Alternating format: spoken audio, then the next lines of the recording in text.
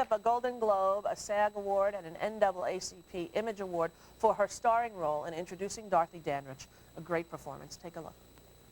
When you hear the whistle blow at 8 to the bar, you know that Tennessee is not very far. and all the bowling got to keep rolling. Whoa, whoa, Chattanooga there, Chattanooga choo-choo, there you are.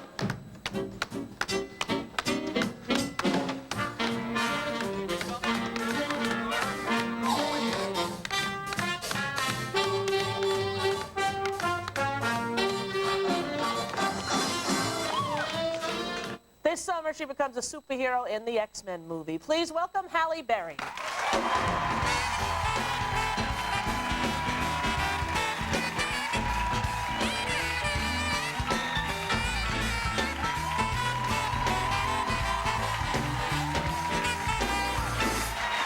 Hi, Halle Berry. Hi, Rosie. You look very cute in that outfit. Thank you. It's Pucci. It's Pucci? It's Pucci. I'm on this Pucci craze. I can't get enough Pucci. Pucci's a designer. Yeah, Pucci's. I thought maybe it was a slang word meaning, you know, it's hip. No. It's Pucci, you know? No. No, it's Pucci. Yeah. I've never heard of like- Pooch. Really? No. It's from the 70s, and it's sort of there's lots of vintage Pucci around that I'm trying to get to, but this isn't. But I'm on this Pucci craze. You know that when I was a kid, we used to get these shirts in the 70s from the flea market called Huckapoo. Do you remember Huckapoo? And it sort of is like a little bit like that material, like it was sort of a little shiny and stretchy. Maybe this is Huckapoo. Maybe Pucci is just a rip-off of Huckapoo. Huckapoo. You never know. Now, how are you? Everything good? Everything's great. Yeah, good. Yeah. I'm glad to hear it. You're all right. You you. got in a wreck. Everyone knows. Let's get it out of the way. It's gotten a wreck, yeah. And And- I'm doing okay. Right. You know, I'm glad it's over. It was a very difficult time. Right. And I had to remind myself through it all. It was a car accident. Right. You know, and it's behind me now, and I feel really good about it. And is that what prompted you to do this? Absolutely. This is Hollywood, very cute cartoon.com, and this is good. This is a site that you have to tell everybody what? It's sort of, you know, what I have to say. I always wanted to do it, but after this accident, I realized that for those months while I was waiting, I was very stifled. I couldn't speak. It wasn't appropriate. It wasn't proper. I needed to deal with my situation legally first. But now, if I would have had a website, the moment it was done, I could have gone on my website and I could say what I want to say. And I can have my voice, and not only for, you know, traumatic situations, but just in life. I want to have a more one-on-one connection with my fans. I've seen so many websites out there that have all kinds of misinformation, and I'd like for them to hear from me, and I'd like to hear from them what they want from me.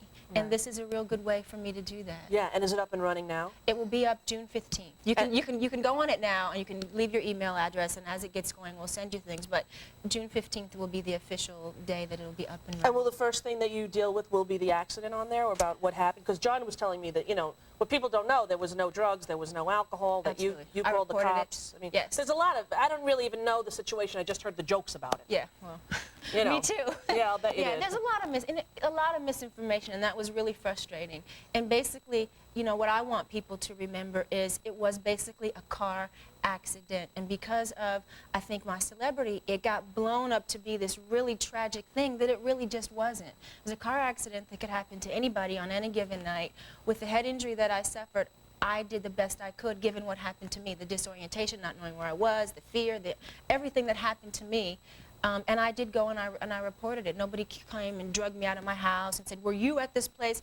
I was the one that helped them figure out that I was there at that accident because I wanted to know what happened. I wanted to be responsible, figure out what happened. And I think that's a lot of the stuff that didn't get reported. No drugs and alcohol. All those other allegations of hit and runs were just totally not true.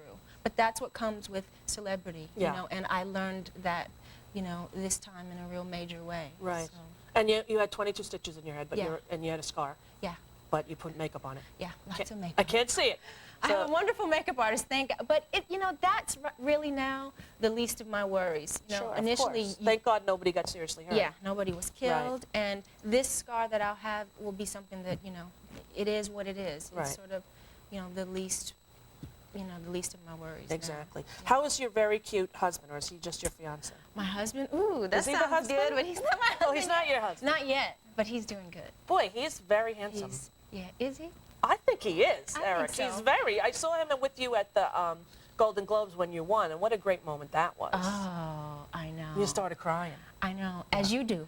Oh, yeah, I know. It's like you don't expect to cry, but then you do. Yeah, and you know, I said, for one, I didn't think I would win, but I thought if I ever should win an award, because I never do, I thought, I'm not going to cry. I'm going to get up there and I'm going to say something intelligent and dignified, and I'm going to win gracefully like I see so many people win. And what do? I can hardly walk up there. Right. In a daze, and my mind just left me.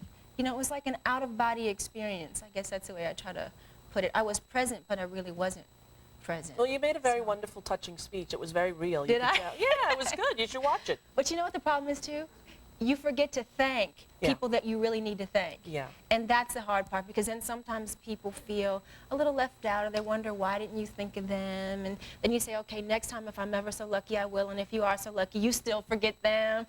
And Yeah, well, I think it's better when people go with their gut than when they bring out a list. You ever see that? You know, I never expected to win. I'd like to thank my agent, Rita Shapiro, and my manager. You know, it seems ridiculous. I think what's true in the moment, I think, should be true up there. Yeah, and it shouldn't be about who you thank.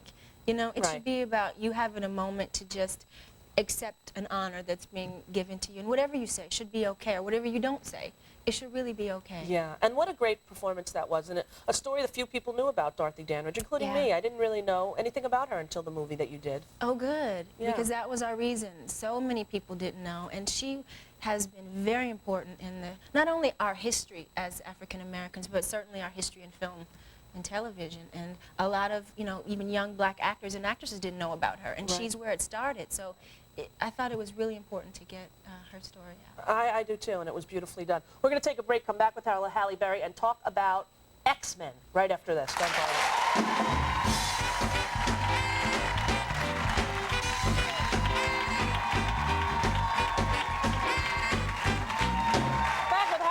Whose movie X-Men opens on July 14th. This is based on the comic book, right? Yes. Yeah. The Marvel comic book. And were you into the comic book before the movie, or not really? Not really. No, I wasn't a real comic book reader, but now, of course, I am. And you know, what I learned about the comic book is it really does have, you know, sort of a social message. It's not just like a kid comic book. It really talks about mutants finding their place in our society, almost like all minorities have to struggle to find a place in society. And that's really the underlining message for me of the entire comic book, finding tolerance and acceptance for all people. And you're a doll, finally. Finally! Yes. You know, I wasn't a doll on the Flintstones. You got a doll. I was a doll. I didn't get one. I was really upset. I looked a little bit like Lurch, but I was a doll. This is Betty Rubble on steroids, ladies and gentlemen. You can have that if you like, Halle. It's a little gift for you. Thank But you. look at your super cool, sexy doll. Look at this. And she's pretty cool. Look, and she can change the weather, right? Is that an expression you always do with your hand like that? Are you throwing something? Well, it's supposed to be like, you know, electricity coming out of there. Yeah. Oh, there it is. There's the electricity. It's in the back. Yeah, it's in the back. What's your character's name? Storm. And she controls the weather with her mind. So. And you're wearing some flashy outfits in that, huh? Flashy outfits, and yeah. They gave me a pretty good. They gave me actually a fabulous body. Yeah. I wish that was my body. Oh yeah, you know it must be hell having your body, Halle. No, come on. That is not my body. Yes it is.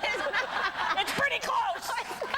You know the sad thing? This is my body, right there. No, it's not. This is not your body, Rosie. Were you always into dolls when you were a kid? You didn't seem always. like the whole Barbie thing. I can't believe that. You don't now. I thought you were more of a tomboy kind of. No. No? Oh no, I'm a girl's girl. Really? I'm a girl. I love women and girls. I'm a girl's girl. Were you into like the Malibu camper and everything? The camper, the yacht, the Corvette, the townhouse. You had the townhouse? I had the townhouse. With the elevator with the string? Exactly. Remember that? In order to get Barbie to the second floor, you had to walk into the den. Remember? And then you're in the den, there's no way to play with the doll. Yeah, Jackie, my friend, was really into the Barbies and little kittles. Did you have little kittles? No, what's little kittles? Yeah, they were like the babies? They were little dolls, and you wore them like in a necklace, and they smelled like air room deodorizers. Oh, no. No. Do you remember that? I didn't have little kittles. You didn't? No. But did you have the yacht? The Barbie yacht you put in the bathtub and Are you kidding put them me? on there? We didn't have Barbie. We had her knockoff friend Skipper or something. You know, we didn't even have the real Barbie. My mother thought that Barbies were too sexually suggestive for kids. You know, that little girls would look at that and ideal and not be able to attain it. So we had like the, you know, flat Skipper. And I grew up to look just like her. In a good way, I mean, in a good way. But how is your mom? Good? My mom's great. Yeah. She just had gallbladder surgery. Did she? Yeah, she did. No kidding. We'll send her all the So, best. I And know. when are you getting married? I don't know. We had a date planned before all this accident stuff happened, and the last 3 months I was not doing what a blushing bride should do. I was not planning my wedding, so Right. it all fell apart. Got you. So now we're looking to set a new day, later on, and it'll be sometime. Well, good. I wish you all the best, and I hope that you do have babies selfishly, because that will be one good-looking child. We'll be right back with Broadway Swing after this. Go see X-Men.